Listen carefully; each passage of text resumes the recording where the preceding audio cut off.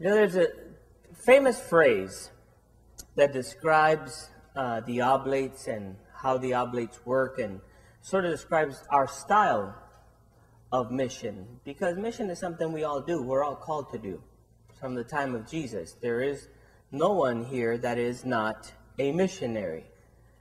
Yet not all missionaries do mission the same way and for the same reason.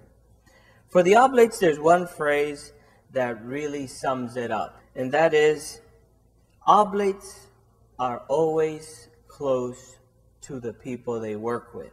I live and work in a ministry that's part of our mission that actually invites people into our home. That's how close we are. We're not visiting them, we welcome them, the poor with the many faces, to our house. It's like what we say in Spanish, mi casa es su casa. And we say that to the poorest of the poor. Missionary Oblates and Mary Immaculate are very well known. You probably know better than I do. You know, you've been maybe supporting the Oblates, you know, a whole lot longer than I've been alive. And I am grateful for that. You know them for their work in parishes. You know them for their work at shrines. You know them for their work in foreign missions.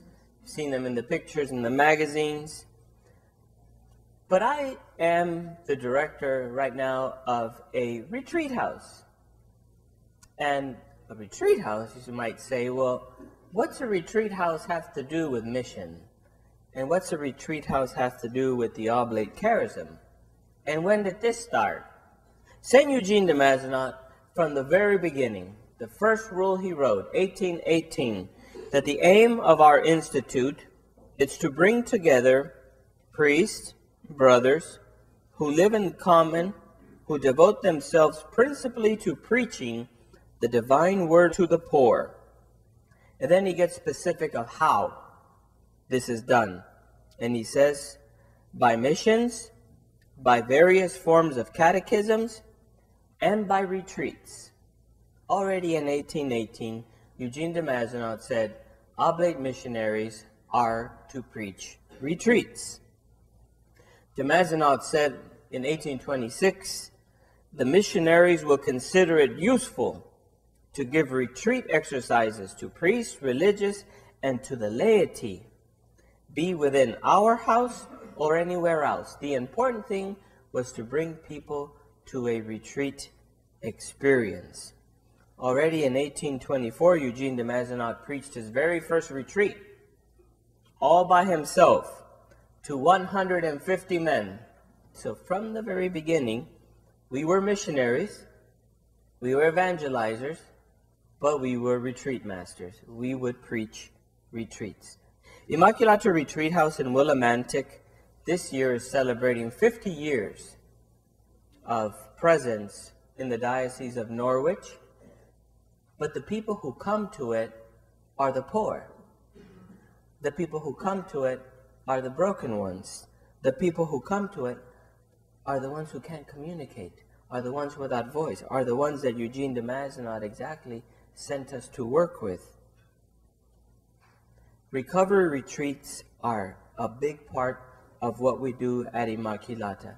We offer retreats for people suffering from many forms of addictions, whether it be alcohol, drugs, food, shopping, gambling. We have the world's #1 and #2 biggest casinos 30 minutes away from our house. So we have to deal with that as well. And, you know, recovery retreats are also they're connected to our Oblate history.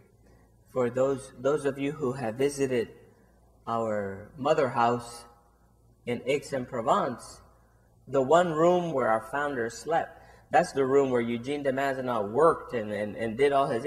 They use that for an AA meeting now every day. Not very close to his heart. I'm always surprised to see that our house is open to people who have been in recovery for 35, 40, 45 years, and the one that just stopped drinking yesterday.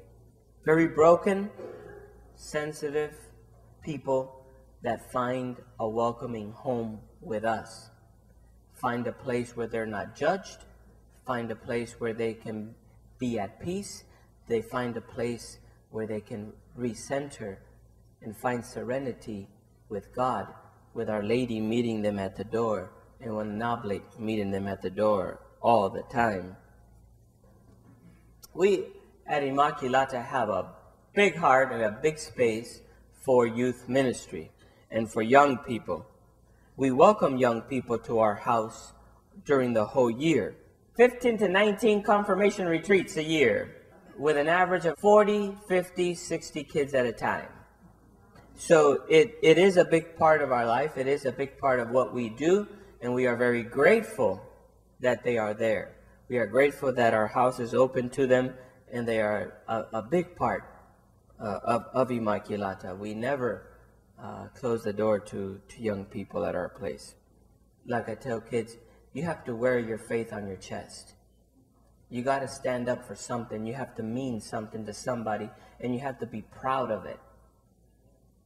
Now, superheroes wear a big emblem on their chest that represents what they stand for, that represents what they're willing to die for, what they fight for, and what they believe is true.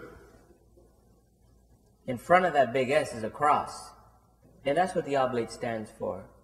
That's what we're willing to fight for. That's what we give our life for, is to share with others the love of Christ, to share with others the love that Jesus has for them, to help people understand who they are in the eyes of Christ. We know what the world thinks of the poor, of the vulnerable. We know that. We hear it in the paper every day. But do we hear who they are through the eyes of Christ? That's why we wear our cross. That's why it's there. That's why we wear it on our chest, because we stand up for it. That's what we mean, and we're proud of it.